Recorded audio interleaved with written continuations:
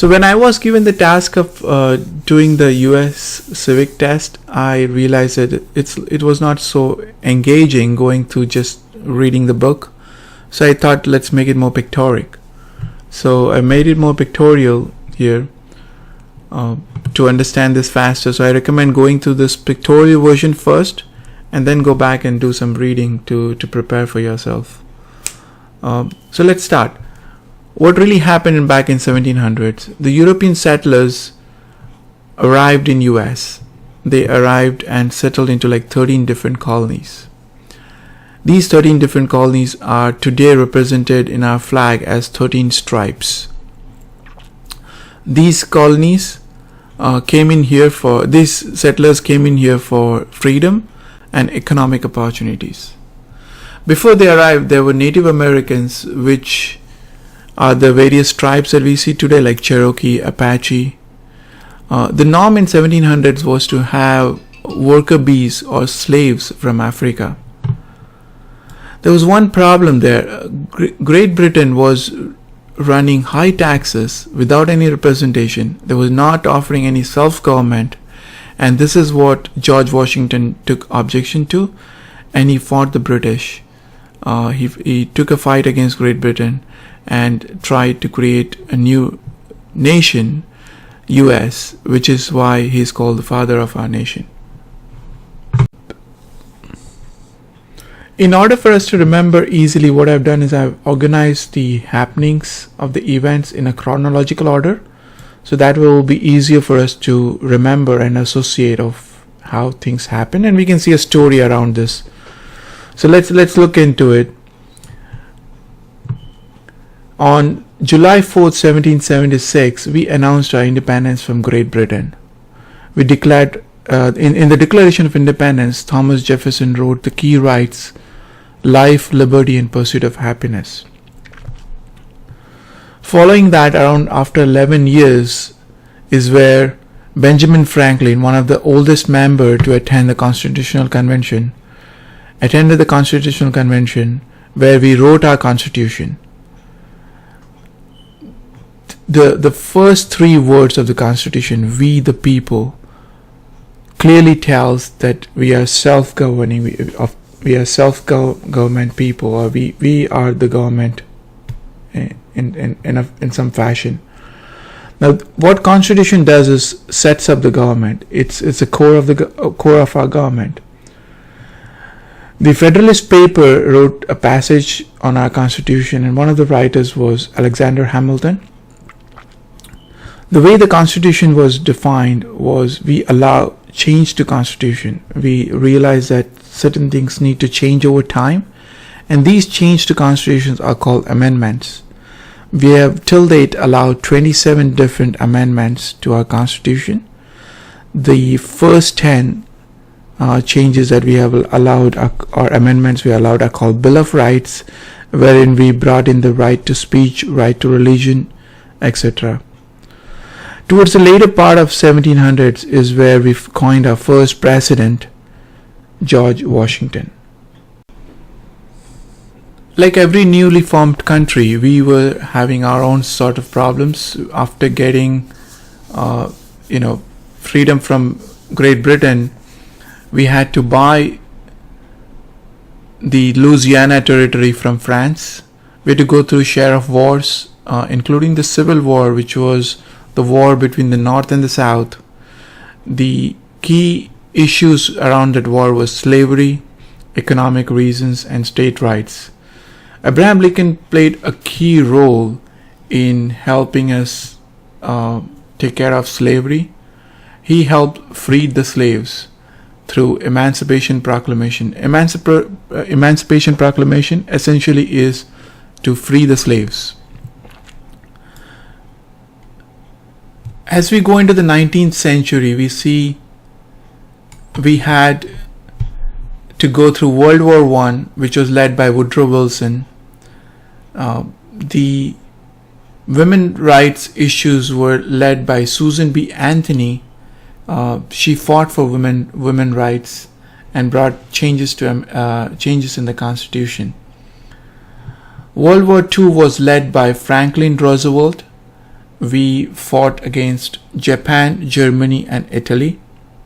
The then General Eisenhower later on becomes our president. The civil rights movement was the moment where we tried to end the racial discrimination. Martin Luther King fought for the civil rights and equality and won a Nobel Prize. We had a share of few more wars, including the Cold War against Soviet Union, where the key issue was communism. In recent years, the biggest issue that happened in 2000 was terrorist attacked United States in 2001. US government is broken down in a way that no single part of the government can become too powerful, and that's what we call federation of power, or the federal government. So the federal government is broken down into three main parts: the legislative, which makes laws, the executive that enforces laws, and the judicial that reviews laws. The legislative part, you can see it as made up of Congress, which is made up of the Senate and the House of Representatives. We elect as senators every 6 years. We elect House of Representatives every 2 years. There are in all 50 states. Each state has got 2 senators, so totally we have 100 senators. Bill Nelson is the senator for Florida, and he represents the people of the state. House of Representatives vary based on the population of the state. So in all we have 435 House of Representatives, and the number from each state would be more or less based on the state's population. We have the Speaker of the House as John Boehner today. On the executive side, executive branch enforces laws, and this comprises of the president and his cabinet. Today the president is Barack Obama. We elect president every 4 years. The elections happens in November. President is responsible for signing bills to become law. He can even veto bills. He's also the commander-in-chief of the military. The vice president is Joseph R. Biden Jr. The cabinet essentially advises the president and is made up of various secretaries like Secretary of Education, Secretary of Defense, and so on. The judicial branch reviews laws, ensure they follow the Constitution. The highest court of justice in United States is Supreme Court. There are a total of 9 justices on the Supreme Court. The Chief Justice today is John G. Roberts Jr. United States has 2 main political parties: Democratic, the current president, and the Republican Party. The state government and the federal government has also federated powers. Federal government can print money, whereas state government can do schooling and education, is responsible for schooling and education. The governor at the state level is essentially the president of the state. Currently the Florida governor is Rick Scott. So this is how the US government is organized, with nobody getting too powerful.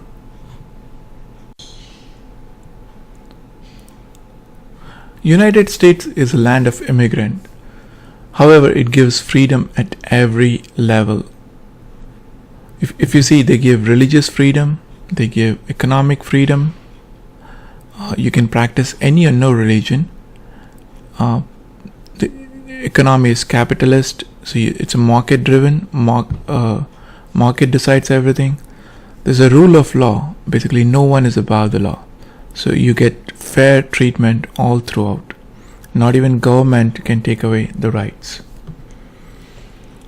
The US residents who reside in United States have to pay income tax.